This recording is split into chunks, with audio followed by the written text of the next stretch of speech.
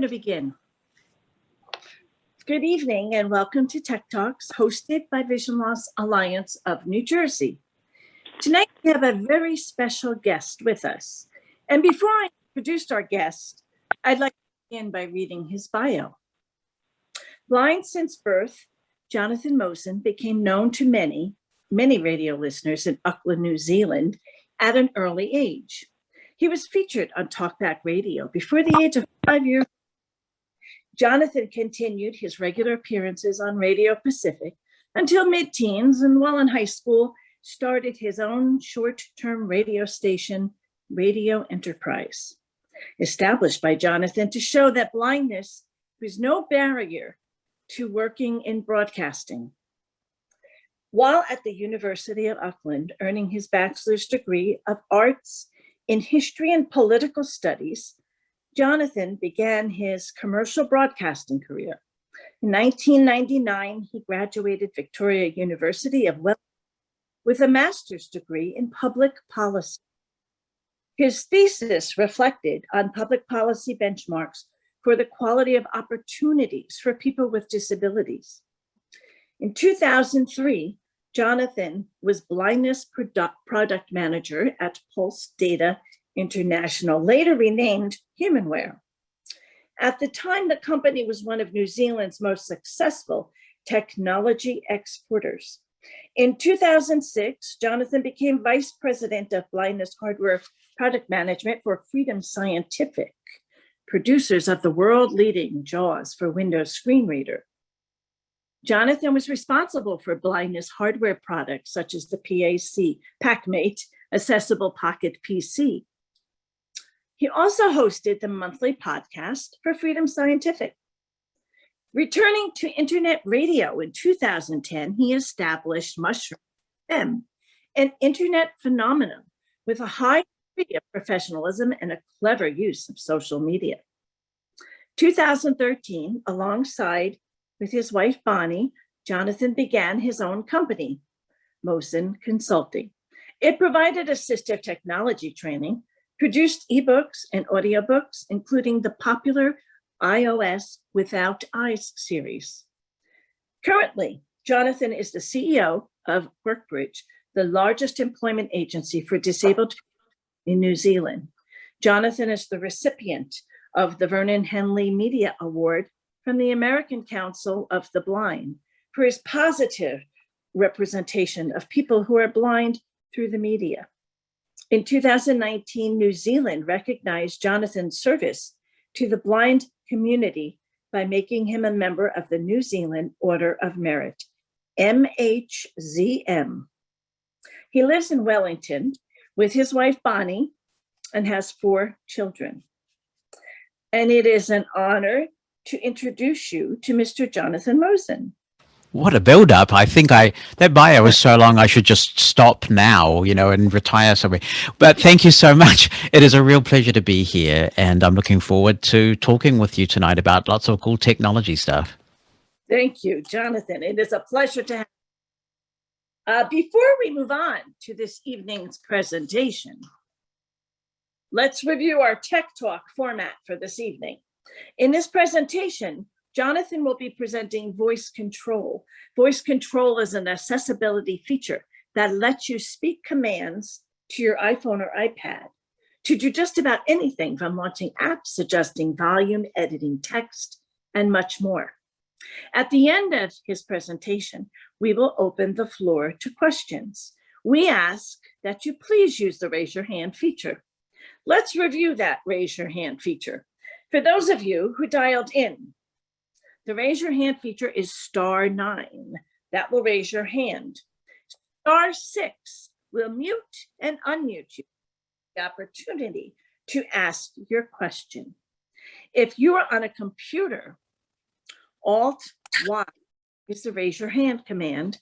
Alt-A is the mute and unmute command. Using the Zoom app on the iPad top right, select the More option on the top of the screen, flick down to raise hand. On the iPhone, this feature is located at the bottom of the screen on the right-hand side. I'd like everyone to know that Jonathan's full bio is on our VLANJ Tech Talks Facebook page. And now on to our presentation. Welcome, Jonathan Mo. Thank you so much for the introduction. It's a real pleasure to be here. What I'd like to do is take about 30 minutes, and because I'm a radio guy, I'm going to try and keep to time and make it about 30 minutes to just present the topic to you.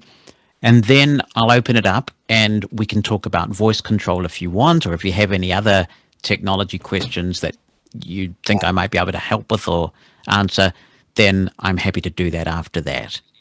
Before I begin the actual demonstration of the voice control feature, let me define for you what I'm going to be demonstrating today, because there are 3 ways that you can talk to your iPhone, and you're almost certainly familiar with the first one, that is Siri. Siri is Apple's popular virtual assistant. It can answer questions for you from services like Wikipedia or Google, and it also can control certain phone functions. You can send a text message with Siri or make an appointment with Siri. And if you have HomeKit products in your house, such as lighting and heating that's compatible with the Apple HomeKit standard, you can even do really cool things like turn on certain lights in certain rooms and adjust the temperature in your house. So that's Siri. The second one that you may also use is Apple's dictation feature. This is a derivative of Siri, but it's not quite the same thing.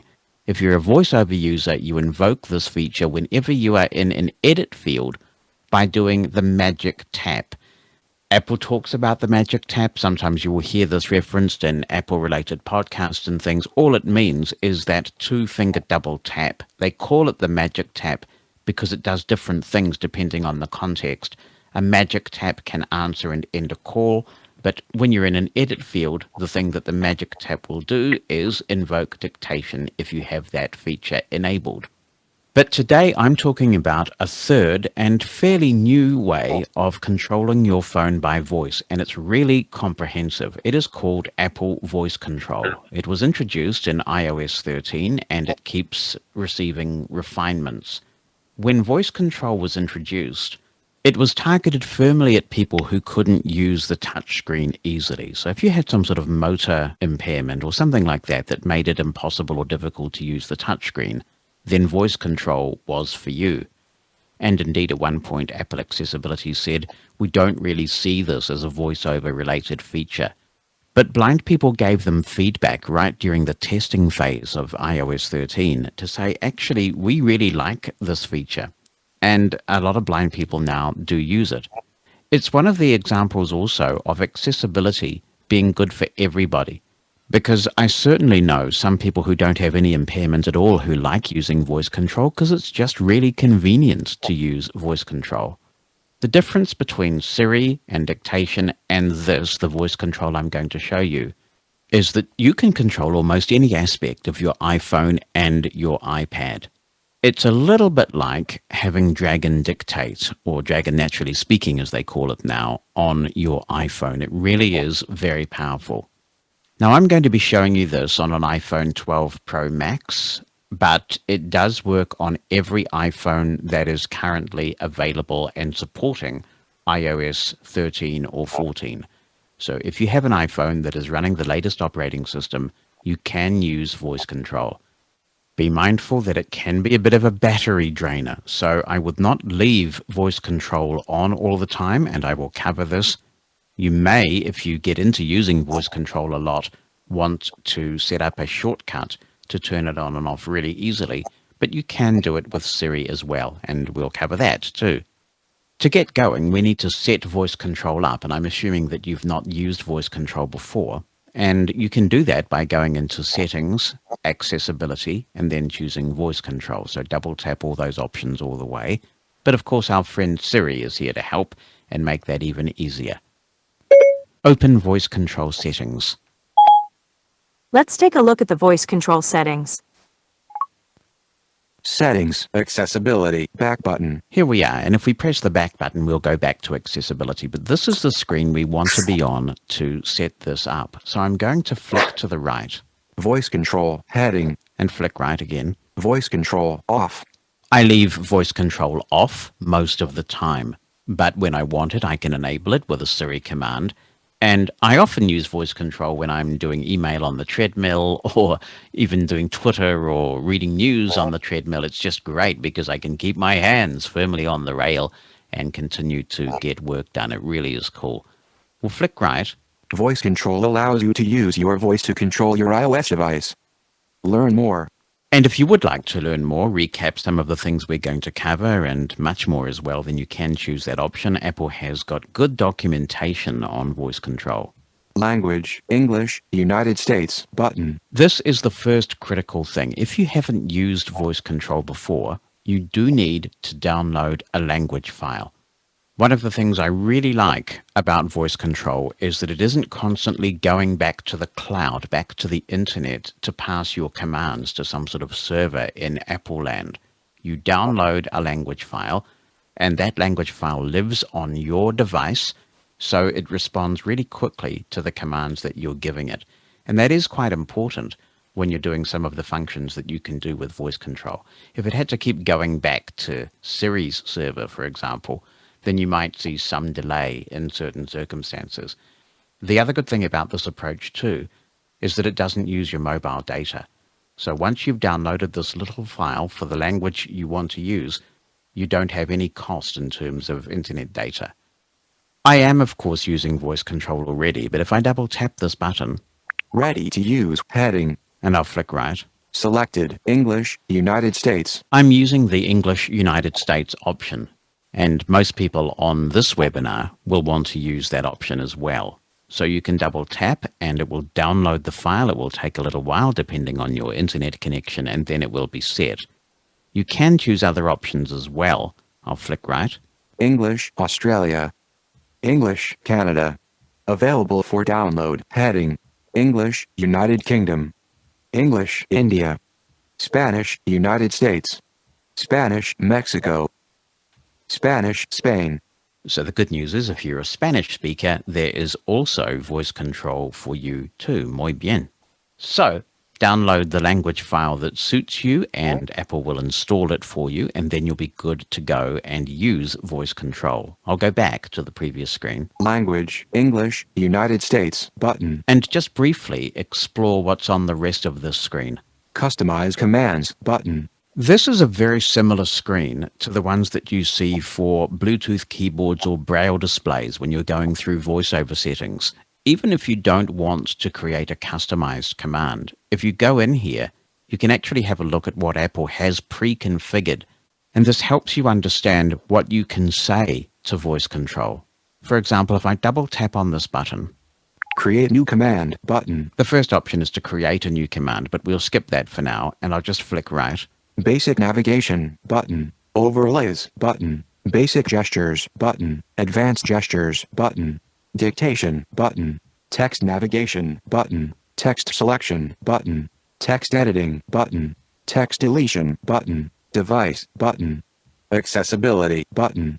Just going through these categories, you can immediately see, wow, you can do an awful lot with voice control if they've got these different categories. And then you can drill down by pushing one of these buttons, double tapping on one of the buttons, and looking specifically at the commands. You can see that if you commit some of these regular ones to memory, then you're going to be able to do an awful lot by not even touching your phone. Really cool.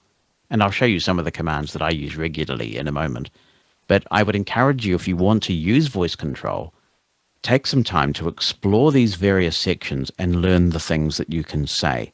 Voice control will also try and help you with this as well. If you are trying to make it do something and it can work out what you're trying to make it do, sometimes voice control will speak up and say, try saying this, which makes me think if it knows what you want to that extent that it can actually second guess you, why doesn't it just do the command? Anyway, Apple works in mysterious ways. So we'll show you some of this in just a bit, but explore those options because that's where all the voice commands live. Just to show you what I mean by that, let's go back. Device, text deletion, button. Text deletion, button. All right, we'll pick text deletion because this is one of the areas where using voice control is actually superior to dictation. With dictation, all you can really do is speak to your iPhone. And if you want to do some editing, because we've all seen some notorious dictation errors, haven't we, that we might want to correct. You can't really do that by voice unless you use voice control, and then you can. So I'll double tap this button. Delete that on button.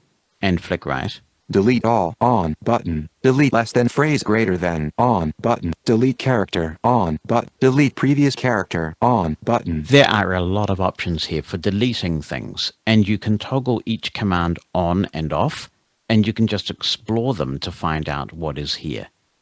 I'll go back to the previous screen. Text deletion button. And then back to the previous screen again. Customize commands button. And I'm performing a 2-finger scrub gesture to get there. So putting 2 fingers on the screen and then scrubbing left, right, and left again activates the back button in most cases on your iPhone.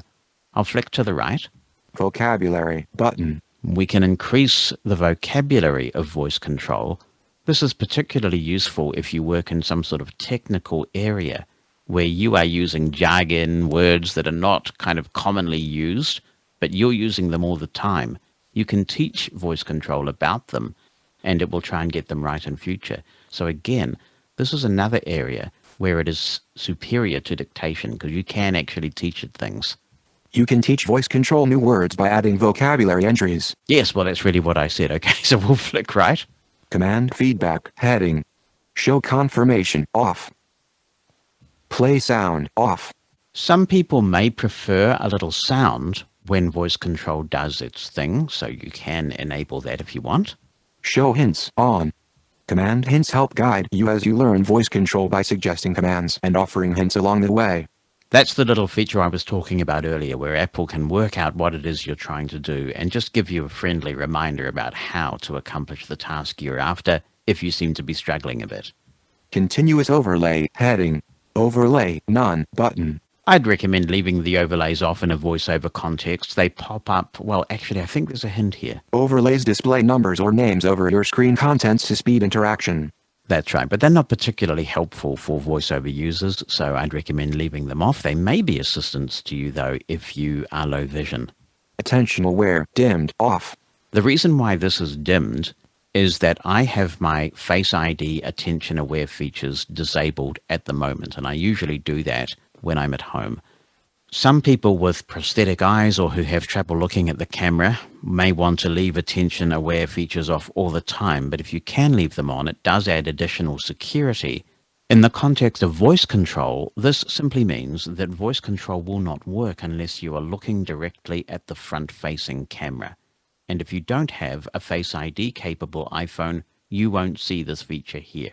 So if you've got something with Touch ID instead, then this feature won't be showing up. So that's a broad overview of what's on the voice control configuration screen. A reminder, we got here by asking Siri to open voice control settings.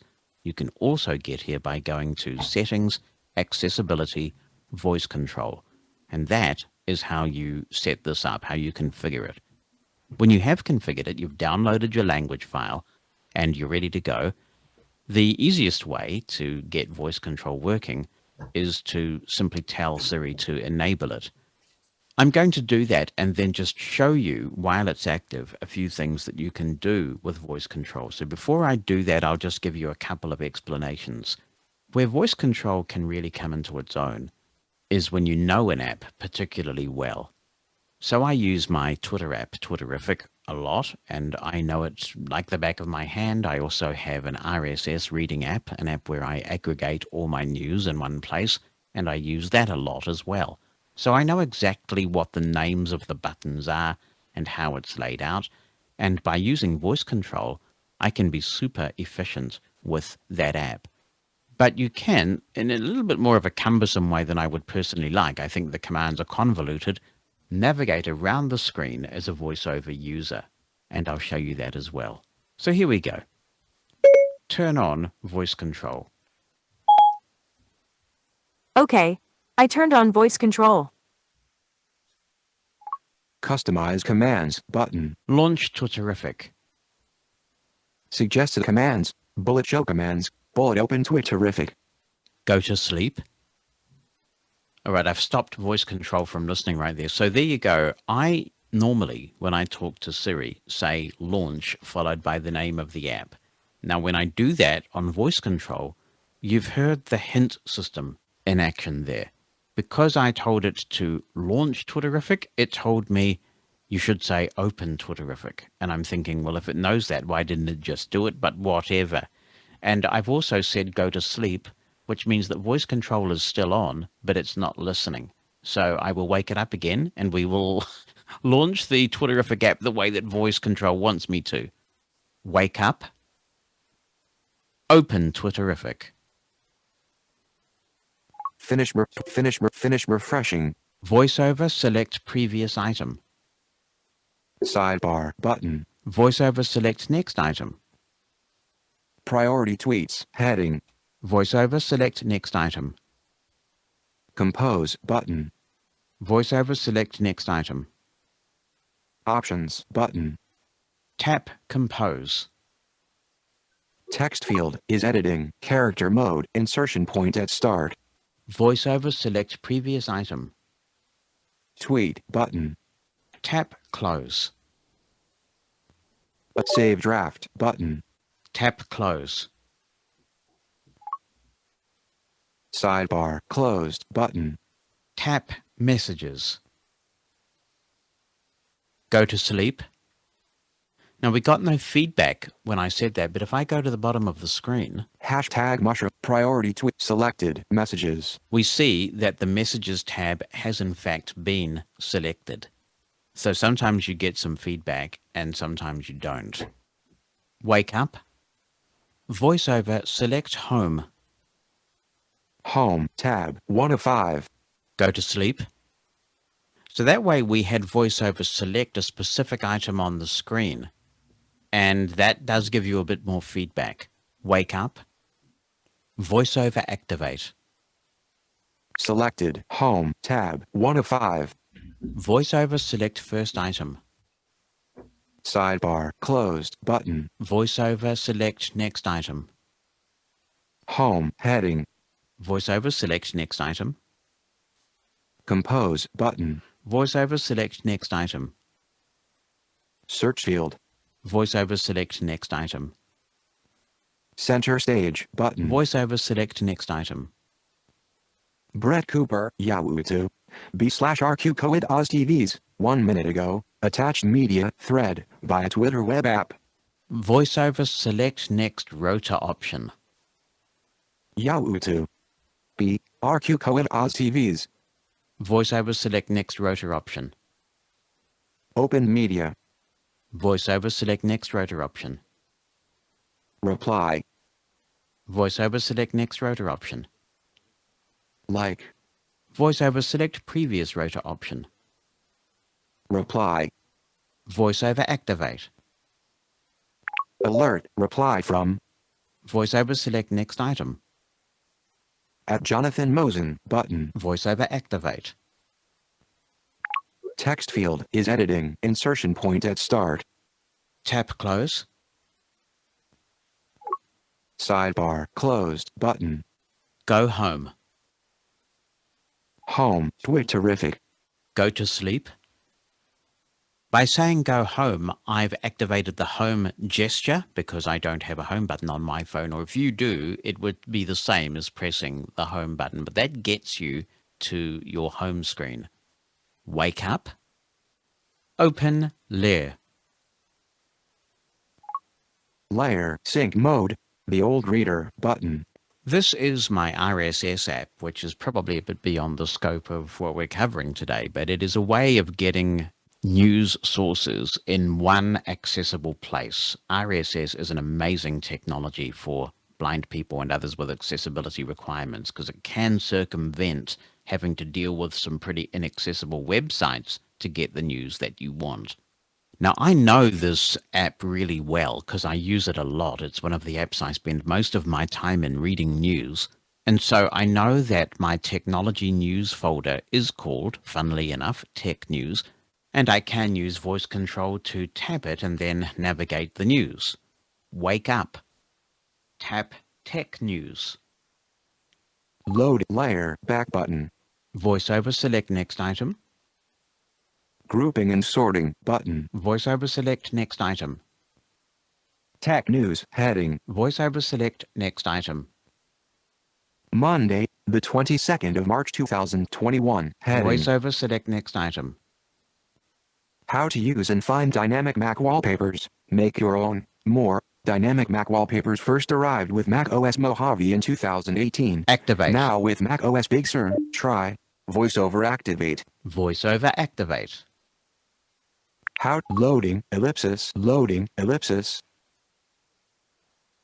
VoiceOver Here's read how all. Apple describes dynamic Mac. Here's how Apple describes dynamic Mac wallpapers. Dynamic desktop pictures can automatically change throughout the course of the day based on your current location. If location services is turned off from VoiceOver stop privacy speaking. preferences, the picture change. Go back. Yesterday, plans unveiled for first sustainable city on Mars by 2100. The architecture studio ABIBO has Go revealed home. its plans for NUA, the first layer. Go to sleep. So as you can tell, there's a lot you can do with voice control just navigating your phone. But I think where voice control really comes into its own is that it takes dictation to another level. Be aware that when you get in an edit field, if you've got voice control turned on, then there's nothing else you have to do because voice control is clearly listening. And so once you're in an edit field, anything you say may be used as evidence against you. Anything you say will go into the edit field. So we'll illustrate this, and I'm going to do this by using an app that I'm a huge fan of. It is called Ulysses. It's terribly accessible. That's an interesting contrast. Terribly accessible. And I use this a lot for writing quite complex documents that I need to do in my job. And once you're done with them, you can save them to Word format. You can create PDFs. You can publish them to blogs. It is a really cool app. It is a subscription app. So you've got to keep paying them the dosh every year. But I'm happy to do that because it's given me the freedom to do quite complex writing when I'm away from my computer and produce stuff of quality. And so this is something that I have talked about quite a bit on the Mosen at Large podcast. Wake up, open Ulysses. Ulysses text field is editing at hist. Go back. Text field is editing at history. Tap New Sheet. I am dictating into the Ulysses app just using my voice at a regular speed, full stop. At untitled 2 I am dictating into the Ulysses app just using my voice at a regular speed. It is a real pleasure for me to be here demonstrating voice control from iOS 14. It is a real pleasure for me to be here demonstrating from iOS 14. Full stop. Full stop 14. As you can hear, comma, it is really easy to dictate into any text edit field, comma, and the dictation seems to be remarkably accurate, comma. I would say it is more accurate than what you would experience on the regular dictation features, full stop. As you can hear, it is really easy to dictate into any text edit field, and the dictation seems to be remarkably accurate. I would say it is more accurate than what you would experience on the regular dictation feature is. I am doing my best to force it to make an error, comma, but it seems really difficult to do that, full stop. I am doing my best to force it to make an error, but it seems really difficult to do that. Go to sleep. Now, I have my handy-dandy Mantis Braille display here because I must confess I don't normally use the Alex voice for my personal use, and so I'm not as used to it as others, but I know a lot of people like it for demos, so I tend to use it. I'm just going to read it back in Braille to make sure there aren't any errors. I am dictating into the Ulysses app, just using my voice at a regular speed. And by the way, I'm saying full stop because in the rest of the English-speaking world, that's what we say. You, of course, would say period in the United States, and that works just fine. It is a real pleasure for me to be here demonstrating voice control from iOS 14. As you can hear, it is really easy to dictate into any text edit field, and the dictation seems to be remarkably accurate. I would say it is more accurate than what you would experience on the regular dictation feature is. Okay, so we've got some sort of error there. Then it says, I am doing my best to force it to make an error. Now, this is probably the fact that I'm choosing to use English United States, and it has got ERA there instead of ERROR. And then it goes on, but it seems really difficult to do that. So we have actually a couple of things to work with here that can demonstrate the power of voice control. Wake up. Select feature is. Feature is selected. Features. I. Go to sleep. Now I'm reading this back on the Mantis Braille display, and I can see that what I wanted to do has actually been done. So the end of that sentence should have read features, but voice control got feature is. And all I had to do then, having read that back, was to select feature is. When you select text, if you type something after having selected it, you replace the selected text with what you're typing, right? And so all I had to do was say the word features, and feature is has been replaced by features. Now that is something that standard dictation in iOS cannot do. Wake up. Select error. Era selected. Error. Full stop. Yep. Go to sleep. Yeah, go to sleep. Go to sleep. I was so I was so impressed with what it did there that I mangled the go to sleep command. So we got some dictation in there, and I'll clean that up in a second. But I slightly Americanized the pronunciation of the word error, and it got it that time. And by selecting error and replacing it with error, we're good. Now I have to clean this up. Wake up. Select yeah, go to sleep. Yeah, go to sleep. Selected. Delete that. Yeah, go to sleep. Go to sleep. So as you can hear, it's really easy to select text and then delete it, but we can go even further. Wake up. Select previous sentence. As you can hear, it is really easy to dictate into any text edit field, and the dictation seems to be remarkably accurate. I would say it is more accurate than what you would experience on the regular dictation features. I am doing my best to force it to make an error. Selected. Delete that. As you can hear, it is really easy to dictate into VoiceOver any stop text edit speaking. field, and the dictation seems Select next line. error, but it seems really difficult to do that. Selected. Delete that. Error, but it's menu item. Go to sleep. Well, we have made a mess of our document by trying all these selection things, but my point in showing you all of this is to say that once you take the time to master the power of being able to select text, insert things, delete things, you really won't want to go back to the conventional dictation, because this allows you to do most things that you can do in really professional, highly expensive dictation solutions for your computer.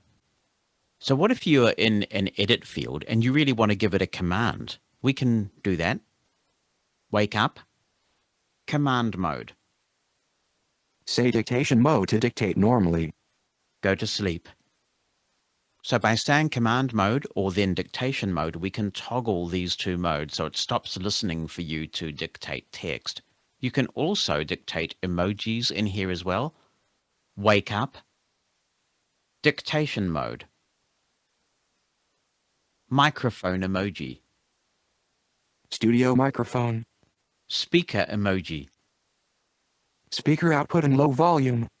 Go home. Messages. Turn off voice control. Alert. Execute this command. Tap execute. Castro beta.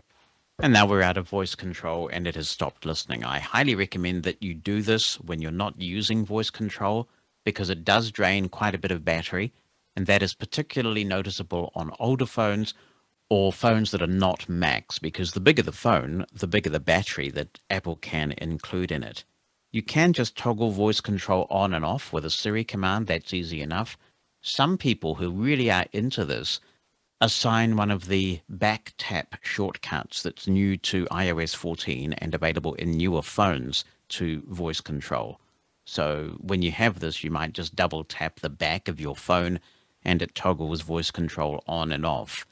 That's an option for you as well. But for many people, just saying to Siri, turn voice control on or turn voice control off will be sufficient. There is a learning curve. You have to understand the way that Apple wants you to say things. But in my view, the learning curve is really worth it. The dictation experience on this thing is just wow. I really am getting good things done now with my voice using dictation thanks to voice control. And also, as I say, when your hands are busy doing other things, you could be on the treadmill, the rowing machine, doing your exercise, anything like that, or maybe cooking, and you can't touch the phone, but you want to get mail done or go through your Facebook or your tweets, then voice control is ideal for that as well. So I'll wrap up the demo at this point. I'm really happy to open it up now and answer any questions about voice control or iPhone in general, if I can, or anything technology related really that you would like to ask. I'll open it up and be in your capable hands. Jonathan, we have a question from Andy Smith first. Hey, And- it's been okay. Oh, okay. It's been awesome listening to your podcast. I've been a huge listener for quite a while. Well, thank you. And I've contributed a little bit, but it's definitely seems like a great feature. Is there a shorter way of maybe say, like, instead of going voiceover next item, can you say like flick right, flick left, something like that? Or you used to be able to, and they took it away. So you used to be able to say flick right and flick left, and that worked. And then in an update, they took it away. Apple giveth, Apple taketh away. But what you can do is, if you know how many times you need to flick, you can say voiceover select next item, and then you can say repeat 6 times, for example, and it will skip you there. Oh, that's interesting. Okay, I'll have to tell my students about that. That's cool. Yeah, Well, thanks for the demo. This has been awesome. you're welcome. Thanks for the question. We have another question, Linda D.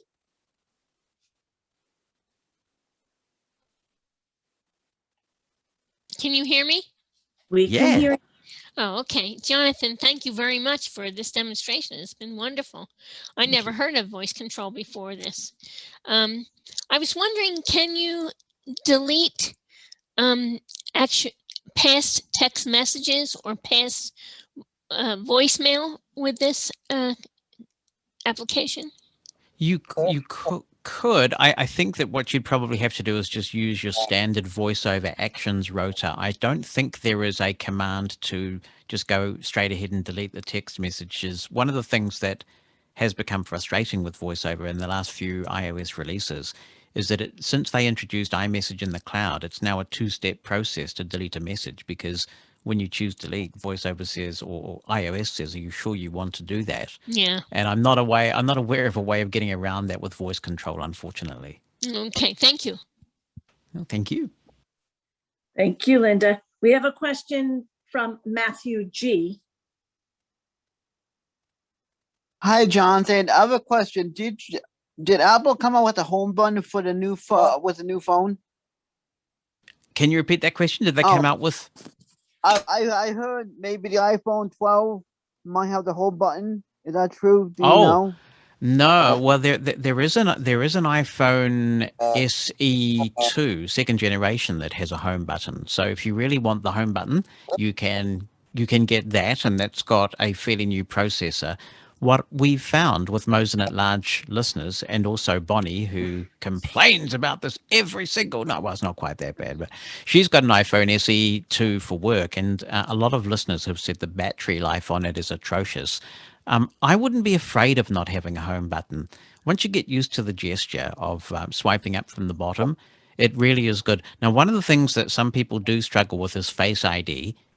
You can get used to that too. But the word is that in the next iPhone, whether they call that the iPhone 12s or the iPhone 13, there's going to be, they say, an under-screen Touch ID. Now, Apple hasn't confirmed that. That's on the rumor mill, but it's pretty consistent. It's about as consistent as when there were rumors that Apple was going to get rid of the headphone jack. It's kind of that kind of consistent. Yes. So in the next iPhone coming out in September, you may well have the option of either using Face ID or touching your finger somewhere on the screen to get Touch ID. Thank you so much. Have a good night. Thank you, John. Thank you. You too. Okay, thank you, Matthew. We have another question by Lyra G. Hello, can you guys hear me? Yes. Go ahead.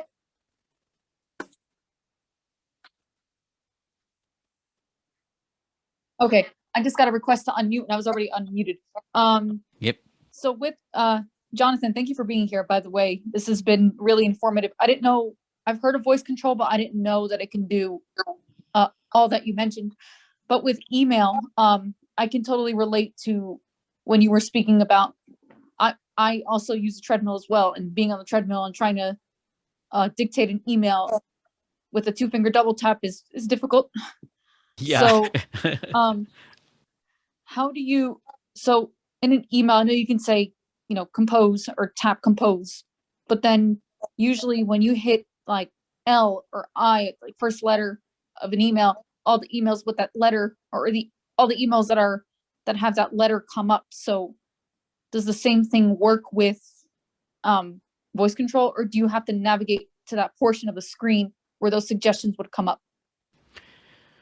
So if you're composing an email from scratch, that's a really good question. So what I normally do with it is I check my email that has come in overnight, because I jump on my treadmill at about 5:30 in the morning and I answer my email. If you were composing, then I think you would have to say the name of the person that you're emailing and then tell VoiceOver to select next item a couple of times, and then you'll get to the suggestions, and then you would be able to say activate on the one that you want to activate. So it will be a bit time consuming. But what you can also do is a combination of the two things. So sometimes, even though I have voice control active, I still have at least one hand free to kind of flick around the screen a little bit and quickly get to where I need to be.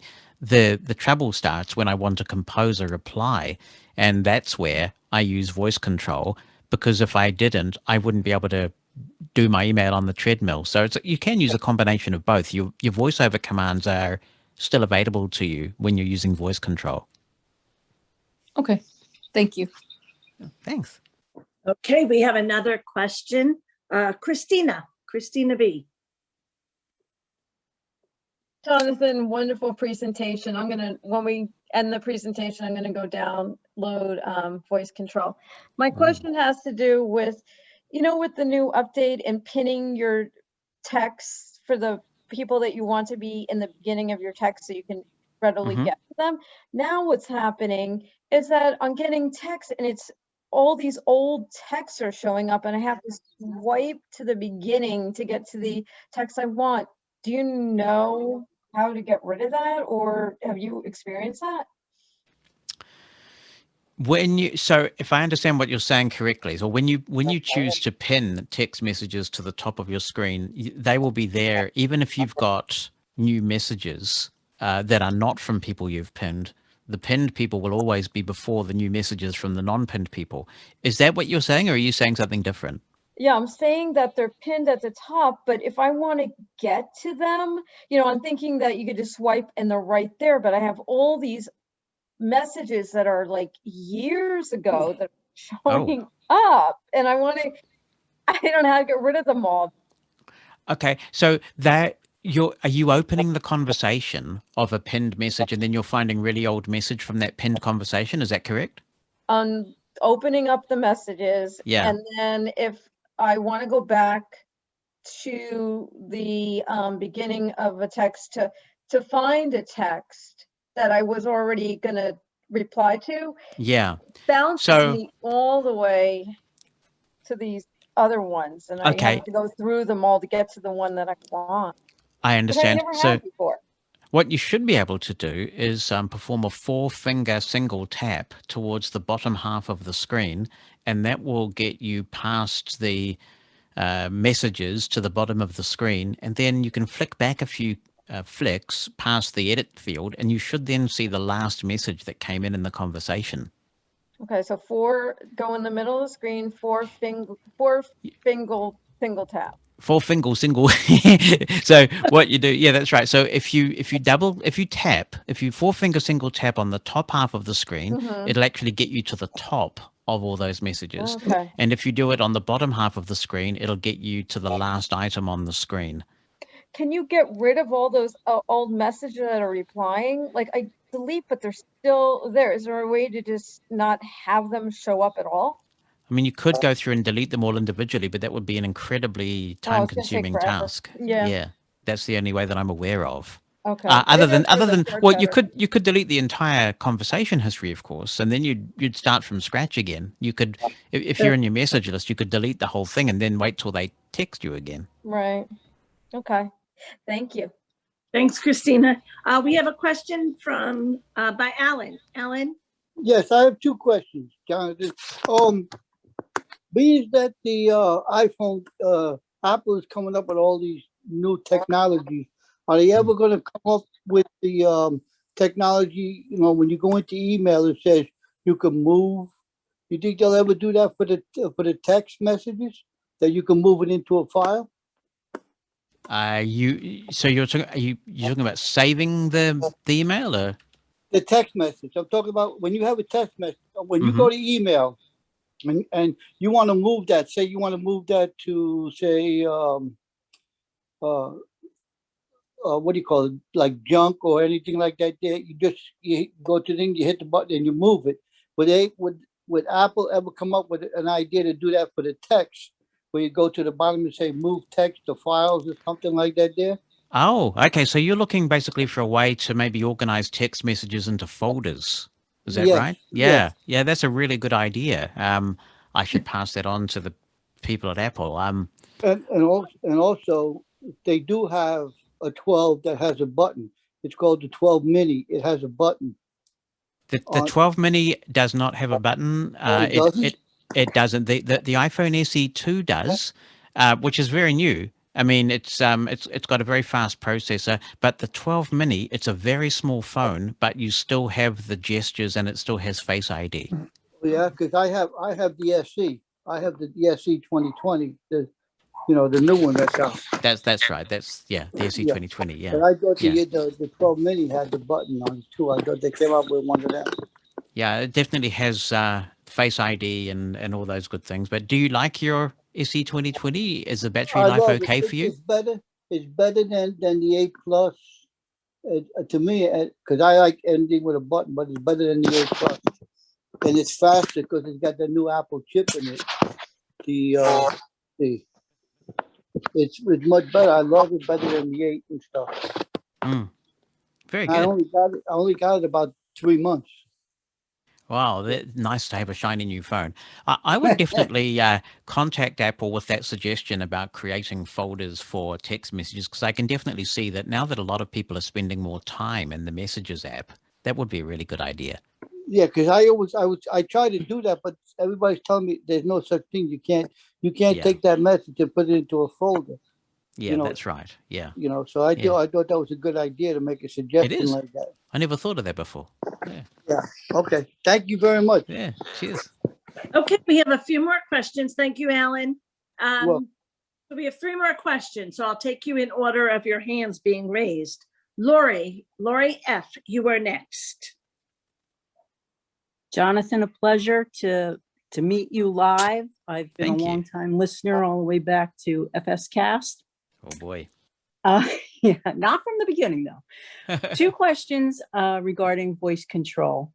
One, battery drainer was noted from the very beginning. What if you had someone who was starting out using it and wasn't going to use it for text editing and some of the other things? If you turned off a lot of the voice control commands, would it be listening less and using less battery? No, unfortunately not.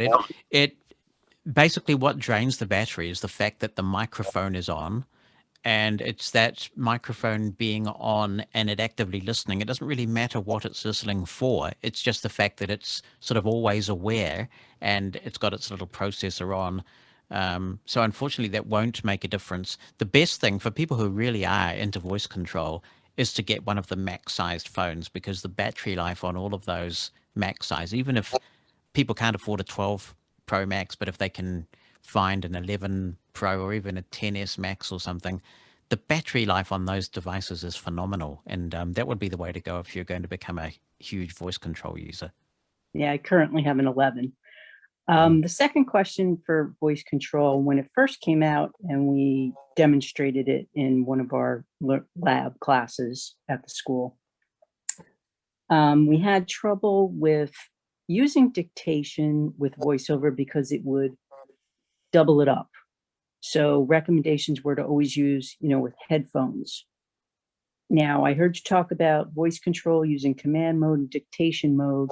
You were using a braille display to read and make your corrections. For those of us who only are straight VoiceOver users and we're not able to use that silent method of reviewing the text and stay in that dictation and editing mode, do you have to flip back and forth between the two modes to actually really review what you've dictated and then make the corrections? Yes, you've raised a couple of really important points that I'm glad you have. The first one is that I very seldom use my iPhone speaker, and that's because I wear made for iPhone hearing aids. And so my iPhone's sort of talking direct. So I keep forgetting when I talk about voice control to mention that, yes, this is I don't know whether you call it a bug or a limitation in voice control. If you're using it for dictation, you can't really use the iPhone's built-in speaker.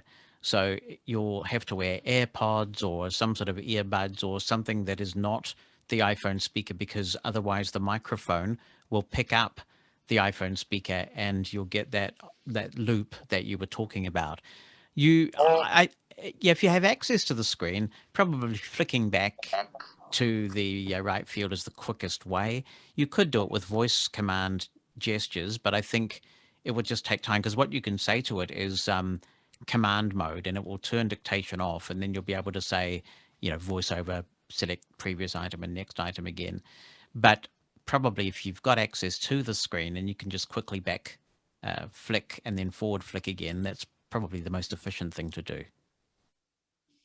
Thank you. Thanks. Okay, Suzanne. Thank you, Lori. Suzanne, question? Hi, Hi, Suzanne. Jonathan. Thank you so much. I have just one question, which is unrelated to voice control, but the RSS feed that you use, it's called Lyre. Yeah, well, And how do you spell that? I got pinged by the developer, because we interviewed the developer of it on the Mosen at Large podcast. And for years, I've been calling it Lire because it's spelled L-I-R-E. And then he told me, and he was an Indian guy, and he was telling me it's actually pronounced Lear because it's a French word. So and sometimes your text to speech engine will say liar, which sort of makes it sound like a politician. But so it's L-I-R-E. And if you go back into the archives of the Mosen at Large podcast, we actually did a demo and an interview of that app. It's really, really cool. Excellent. Thank you very much. Thanks. I love voice control. I had a student who only had the use of one hand, and it really helped him a lot. Yeah, it's fantastic, isn't it? I mean, Apple is just so embracing of a wide range of impairments, and yeah, for that use case, you just can't beat it. Thank you, Suzanne. So we have another question, Debbie A. Hi, Jonathan. Hi, Debbie. It's such a pleasure. It's always such a pleasure. I love listening to your presentations. Thank you. I did have two questions. Suzanne just asked you one of them about the RSS. And the other question I had is, when you turn voice control, or not turn, but tell voice control to go to sleep, is that turning off the microphone? And would that preserve your battery if you wanted to leave it on longer and go back and forth from using it to not using it? My understanding is no, because it's still actively listening for the wake up command. And that's true. Yeah, so that's true. It's listening for that. So it's probably not a fix for your battery woes to just put it to sleep like that. That's a good point. Okay, thank you so much. And thanks again for being here this evening. Thank you. Do we have any questions? I have no one else standing in line, so to speak. Any questions? Hilton. Hello. Hi. Hi. Go right ahead and ask your question.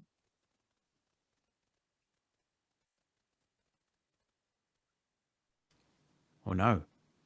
Oh, no. I think you might have been muted again. Hilton, do you want to unmute? Hi, am I There you heard are. now? Yes, you are. Oh, thank you. Jonathan, I just wanted to say thank you. I do have a question real quick, but I do first want to say thank you for your many years of wisdom and not only teaching me how to use my devices and technology, but also how to appreciate and love the freedom that it gives us and the independence that it gives us as blind people. You are like a rock star to me in the blind community. You're my Jimi Hendrix. I really appreciate that. Thank you. I also, a quick question, when you tell the voice control to go to sleep, are you then able to just use your phone using gestures and normally as it's sleeping? Yeah. And in fact, you can use your phone normally anytime, even when voice control is active. All of your standard ways of doing things are still available to you. But yes, when you tell it to go to sleep, all it's doing then is saying voice control will only respond to the wake up command, and you can use your phone ordinarily as you always would. But the microphone is still awake and still draining battery, right? Yes, yes. Okay, and one more thing, is it still reliant on Wi-Fi? Not to my knowledge, because you're downloading a language file. To be fair, I haven't put it in airplane mode to be absolutely sure of that, but I'm pretty sure that because you've downloaded the language file, that it's not reliant on Wi-Fi. Okay, well, thank you very much again, Jonathan. I won't take up any more of your time. And Thank you so much. This was a pleasure, sir. Thank you. Thank you, likewise. Thank you, Hilton. Any other questions for Jonathan?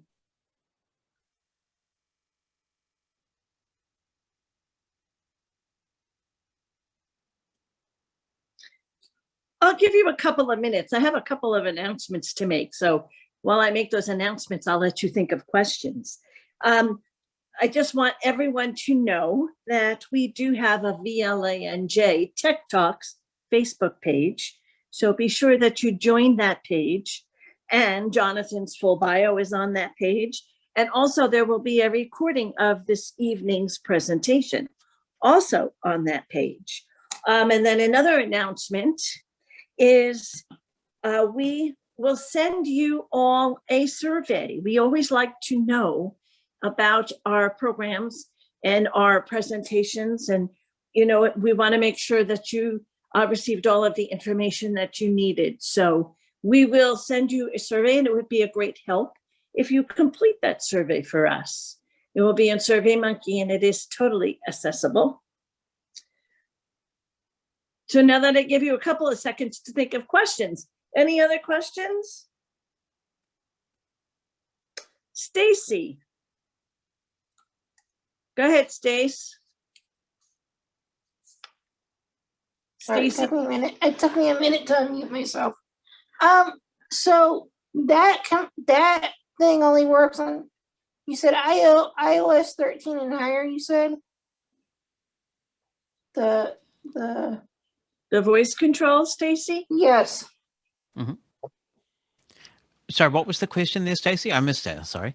I said the voice controls only work on iOS 13 and higher, you said, right? That's correct, yeah. But with Okay. any phone that is running iOS 13 or higher, so it can be, quite an old phone that is still running 13, but it will work. As long as you've got 13 or higher, then it's available. Okay. All right, I have a couple of more questions. There's a number with the last 4 digits, 2590. You have a question. That's Ursula. Hi, Jonathan, Ursula. You are amazing. I have a question. I have never listened to a podcast. How can I access your podcast?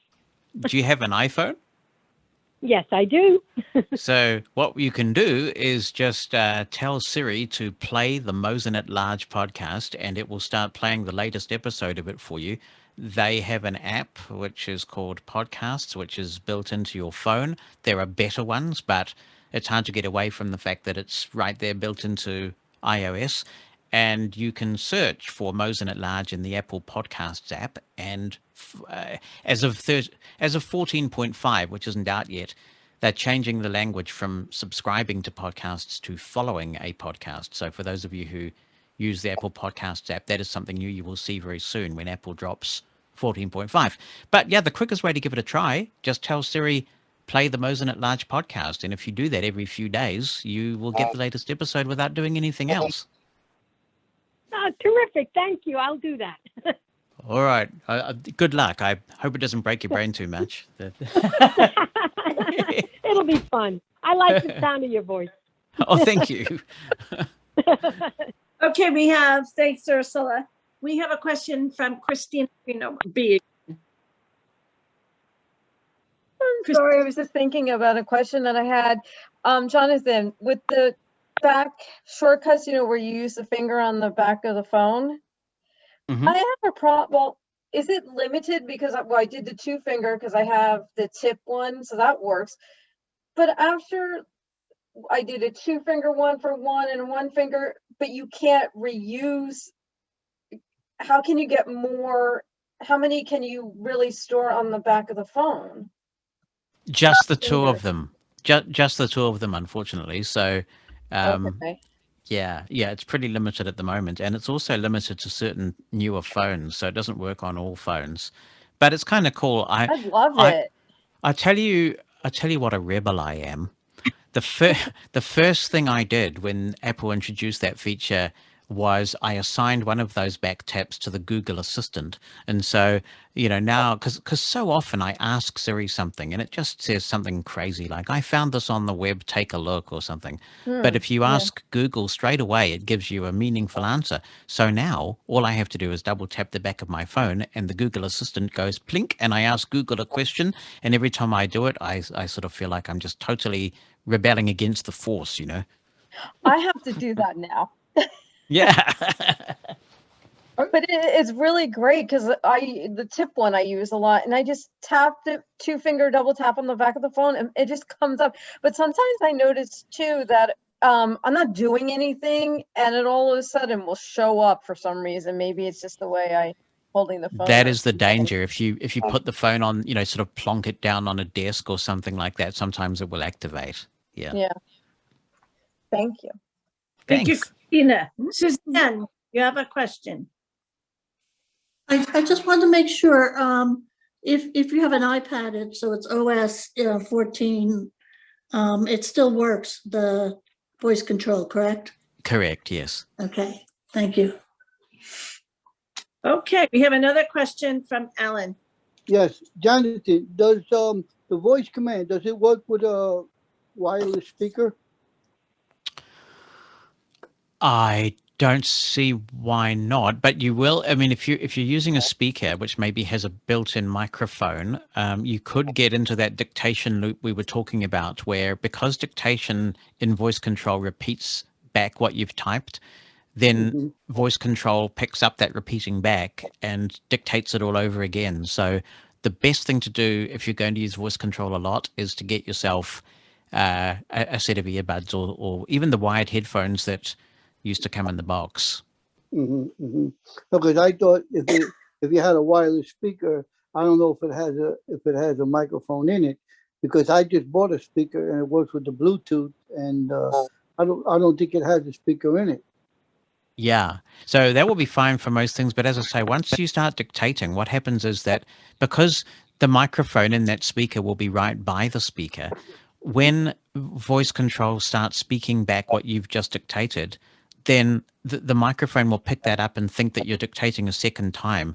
And that's what one of the previous speakers was saying about it doubling up on itself. So that's why any kind of speaker with voice control is not a good idea. Okay, thank you. Yeah, thanks.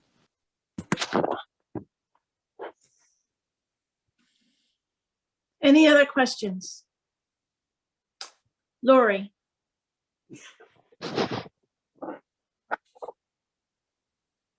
Sorry, trouble unmuting. Okay. With 14.5.5 just out, so the release candidate should be out shortly, hopefully, and then Yes. the final release. Is there anything that you are allowed to tell us that might be in there for accessibility for us? Yeah, well, I mean, I'm pretty relaxed about talking about it these days because they've got public betas floating around everywhere. So, yes, the really exciting thing is that in, I think it was 14.4, unfortunately, there was a bug introduced where if you are a Braille user and you use Apple Books or Kindle or Voice Dream Reader where you make use of the auto panning functions, the auto scrolling, that broke, and there were some serious focus issues, which made it very difficult for a Braille user to read books. That is going to be fixed in iOS 14.5, which is great news. Other than that, there aren't too many accessibility changes. One of the big ones for people who have an Apple Watch is that you can set it up now when 14.5 comes out so that if you're wearing a mask and you use Face ID will detect that you have a mask on. And as long as you are wearing your Apple Watch and you've unlocked your Apple Watch, then it will unlock your iPhone for you. So that's a nice feature in this era of face masks. There are some other things too. As I say, the Podcasts app has changed quite a bit. So if you use the built-in Apple Podcasts app, you'll see some changes there. So one or two little things, but the main one for accessibility is that fix for Braille users, which makes me rejoice because I really missed being able to read my Kindle books and things on the phone. Thank you for elaborating and sharing with us. Thank you. Thanks, Lori. Any questions? Any other questions? Okay. Well, so if there are no other questions, I really want to take this time on behalf of our organization, Vision Loss Alliance, and our staff and our students. Jonathan, we really want to thank you for being with us and for your very informative presentation and taking the time to be with us this evening here and this afternoon by you. Well, it's absolutely my pleasure. It was an honor to be invited. So thank you so much for asking me. I really appreciate that. We thank you very much. And I want to remind everyone, thank you, of course, all of our guests for joining us. And I would like to remind you all about the VLANJ Tech Talks Facebook page. And you will read Jonathan's full bio there. And to learn more about programs, or if you have any questions, you can please call Vision Loss Alliance at 973-627-0055, extension 1312. So I say good night to everyone, and I ask you all to be well, stay healthy, and we look forward to seeing you next month. Thank you so much, Jonathan. It was wonderful. Thank you. Yes, thank you, Jonathan. Great, as pleasure. always. Thank you. Thank you. Thank you. Bye. Bye. Bye. Thank you so much.